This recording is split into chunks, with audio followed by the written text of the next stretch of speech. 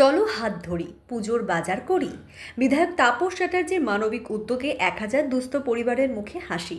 বাঙালির আবেগ মানেই পুজো, চারিদিকে নতুন জামা কাপড়, কেনাকাটা, সাজসজ্জা। কিন্তু সমাজের প্রান্তিক গরিব দুস্থ পরিবারের ছোট ছোট বাচ্চারা কি সেই আনন্দে সামিল হতে পারে?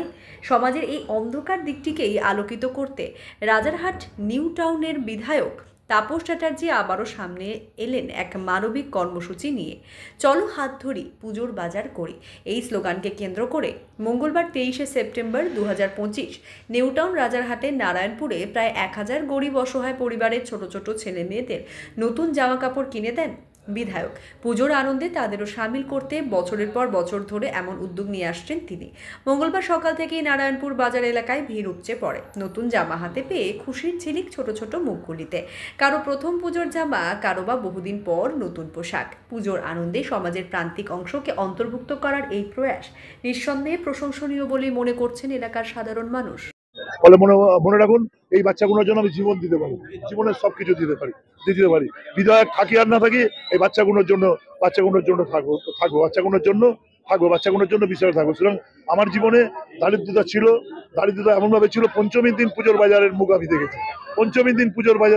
দেখেছি। সব বাচ্চা বন্ধুরা বাজার করছে।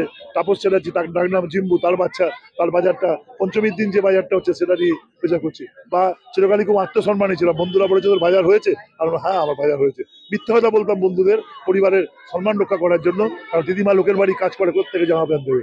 ফলে এই বাচ্চাগুলো বোঝার জন্য নেতা হওয়ার দরকার নেই, টিকিট পাওয়ার দরকার নেই। এদের সঙ্গে জীবনের দারিদ্রটাই এদের কাছে আপন করে না। এদের পাশে আছি, এদের পাশে ছিলাম, এদের পাশে থাকবো যতক্ষণ উপরওয়ালা আমাকে তুলে না নিচ্ছে। প্রাণ নিয়ে যদি আমি শারীরিক ভাবেও থাকি, যদি আমার কাছে কোনো ক্ষমতা শূন্য হয়ে যায়, একটা বাচ্চাকে নিয়ে আমি নারায়ণপুরে এই চলো হাত ধরি পুজোর বাজার করি থাকবো। কত বাচ্চাকে নিয়ে মানে আমি ঠিক জানি না, মনে হচ্ছে 700-800 সঙ্গে 1000 কাছাকাছি হবে। কিছু বাচ্চা বৃষ্টির জন্য আবার কি করে, কিছু বাচ্চা লোকের বাড়ি কাজ করে, কুপন দেওয়া থাকে সারাদিন ধরে।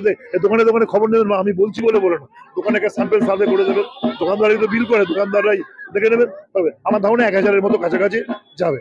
100টা আমরা রেখেও দিই। কোনো জায়গায় কোনো মিস্টেক হলে কোনো বাচ্চাকে তো ফেরত দেওয়া যায় না। কোনো বাচ্চা আমি এখন থেকে 5টা ওয়ার্ড করি, যেহেতু পাশাপাশি ওয়ার্ড, 2 নম্বর ওয়ার্ড একদম পাশে, তাকে একটা দিই। 4 নম্বর 5টা ওয়ার্ডই কিছু দিক। আমি যদি বিধায়ক, শুধু 3 নম্বর ওয়ার্ড করলে খারাপ দেখায় বলে পাশাপাশি ওয়ার্ডগুলো থেকে আমরা দিই। এবং আমাদের প্রত্যেক কাউন্সিলর প্রতি পাড়াতে বস্ত্র প্রদান করছে। আমি চ্যালেঞ্জ করে বলতে পারি না, এগুলো তো এটা চিরকাল করে থাকে, এটা আজকে দেবো। হাত ধরা মানে এই হাত ধরাটা অন্য কিছু নয়। হাত ধরাটা হচ্ছে গরিব মানুষের হাত ধরো, শক্ত করে হাত ধরো। জনপ্রতিনিধি, তোমাকে আমি ভোট দিয়েছি, তুমি আমি একসঙ্গে হাত ধরেই বিষয়টা করবো। হাত বলতে পারেন যে একটা বিষয়টা আছে। সোলের একটা ডায়লগ ছিল যে ঠাকুর এ হাত ফাঁসি কা ফান্দা হয়, বলেছিল ঠাকুর এ হাত ফাঁসি কা ফান্দা হয়, বলেছিল। সুতরাং এই হাত হচ্ছে আমাদের কাছে পবিত্র। এই হাত দিয়ে মন্ত্র পড়ি, এই হাত ধরে মানুষকে এগিয়ে দিই, এই হাত ধরে পুষ্প প্রদর্শন করি, এই হাত ধরে নামাজ পড়ি।